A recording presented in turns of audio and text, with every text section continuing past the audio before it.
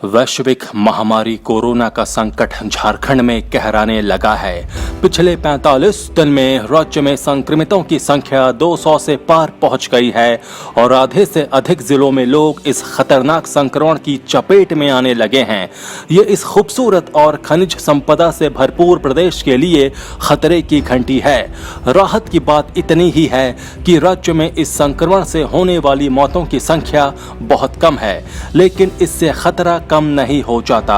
देशव्यापी लॉकडाउन का तीसरा चरण अगले 2 दिन में खत्म होने वाला है, लेकिन झारखंड की 3.25 करोड़ आबादी को चौथे चरण के लिए भी तैयार हो जाना चाहिए, क्योंकि यहां अब संक्रमण के फैलने की रफ्तार तेज हुई है। बाहर से आने वाले लोगों के जरिए ये महामारी झारखंड में पैर पसार रही है और इसे रोकने का एकमात्र उपाय लॉकडाउन का सख्ती से पालन करना ही है। झारखंड जैसे राज्य में यदि संक्रमण का सामुदायिक दौर शुरू हो गया तो स्थिति बेकाबू हो जाएगी और पूरा प्रदेश तबाही के कगार पर पहुंच जाएगा। ये बात सरकार को, प्रशासन को और आम लोगों को समझ लेनी चाहिए। झारखंड का मर्ज लगातार बढ़ रहा है और इसे लॉकडाउन जैसी कड़वी दवा की जरूरत है। नमस्कार, आजाद सिपाही विशेष में आपका स्वागत है। मैं हूं राकेश सिंह। झारखंड में कोरोना संक्रमण ने दोहरा शतक जमा लिया है। महज 45 दिन में ही संक्रमितों की संख्या 200 के पार पहुंच गई है। राज्य के 24 में से आधे से अधिक जिलों में इस खतरनाक वायरस से संक्रमित मरीज मिल रहे हैं। ये इस राज्य के लिए वाकई चिंताजनक स्थिति है। हालांकि संतोष की बात यही है कि कोरोना के संक्रमण से राज्य में मौतों की संख्या नगण्य है। ऐसा इसलिए है क्योंकि यहाँ की आबोहवा और यहाँ के लोगों में प्रतिरोधक क्षमता देश के दूसरे राज्यों के मुकाबले अधिक मजबूत है, लेकिन ये कहीं से भी खुश होने वाली बात नहीं है। कोरोना के कारण झारखंड समेत पूरा देश 25 मार्च से लॉकडाउन झेल रहा है। झारखंड में कोरोना का पहला मामला 31 मार्च को रांची में सामने आया था, लेकिन उसके बाद से यह लगातार बढ़ता जा रहा है। रांची के अलावा हजारीबाग, गिरिडीह, कोडरमा, बोकारो, धनबाद, देवघर, पलामू, गढ़वा, लातेहार और जमशेदपुर जिलों में कोरोना के संक्रमित मिल चुके हैं। राहत की बात यह है कि बोकारो, धनबाद और देवघर संक्रमण से मुक्त हो चुके हैं, लेकिन रांची और दूसरे जिलों में जिस तरह मामले बढ़ रहे हैं, स्थिति गंभीर होती जा रही है। ऐसे में अब एकमात्र उपाय यही नजर आ रहा है कि झारखंड में लॉकडाउन को बढ़ाया जाए। देशव्यापी लॉकडाउन का तीसरा चरण अगले 2 दिन में खत्म हो जाएगा, लेकिन झारखंड को अभी लंबा सफर तय करना है। अब तक ये तो साफ हो गया है कि झारखंड में कोरोना का संक्रमण बाहर से ही आ रहा है। तबलीगी जमात की विदेशी महिला से हुई शुरुआत अब देश के दूसरे हिस्सों में फंसे लोगों के लौटने के साथ बढ़ने लगी है। लेकिन अफसोस इस बात का है कि अब भी झारखंड के लोगों को स्थिति की गंभीरता का अंदाजा नहीं है। लोगों को ये समझना होगा कि यदि झारखंड में संक्रमण का सामुदायिक विस्तार शुरू हो गया तो स्थिति बेकाबू हो जाएगी। एक बार यदि ये संक्रमण गांव तक पहुंच गया तो फिर झारखंड को बचाने का कोई रास्ता नहीं बचेगा। ये निराशावादी नजरिया तो है, लेकिन हकीकत है। झारखंड के पास ना तो संसाधन है और ना सुविधा। ऐसे में यदि संक्रमितों की संख्या इसी तरह बढ़ती रही तो फिर उनका इलाज भी संभव नहीं हो सकेगा।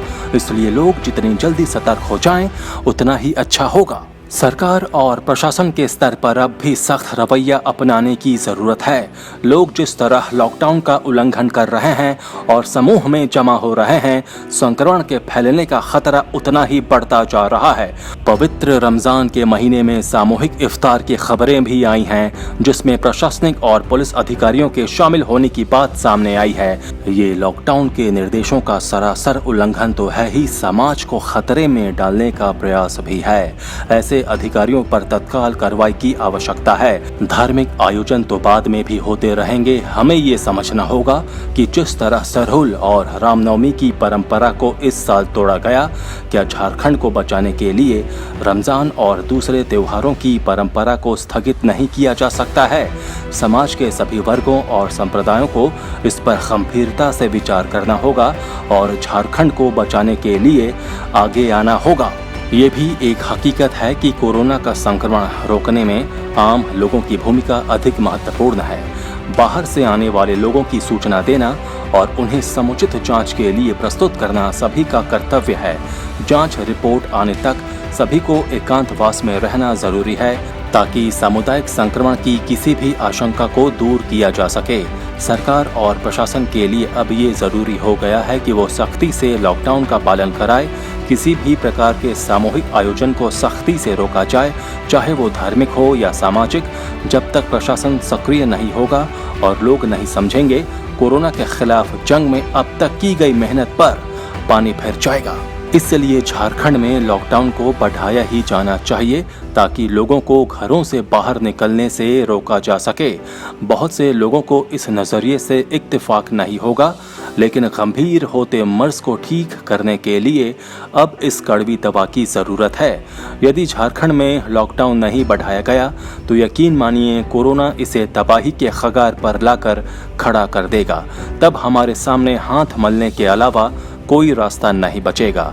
इसलिए हमें लॉकडाउन के चौथे और सबसे सख्त चरण के लिए तैयार रहना चाहिए। राज्य सरकार के लिए भी ये एक कड़वा और अलोकप्रिय फैसला होगा, लेकिन आज झारखंड को इसी फैसले की जरूरत है। आजाद सिपाही में अभी इतना ही। खबरों की और भी अधिक जानकारी के लिए आप पढ़ते रहिए अपना लोकप्रिय दैनिक अखबार आजाद सिपाही। आप हमारे इस YouTube चैनल को जरूर सब्सक्राइब करें। आप हमारे Facebook पेज को भी जरूर लाइक करें। जुड़े रहिए आजाद सिपाही के साथ। धन्यवाद।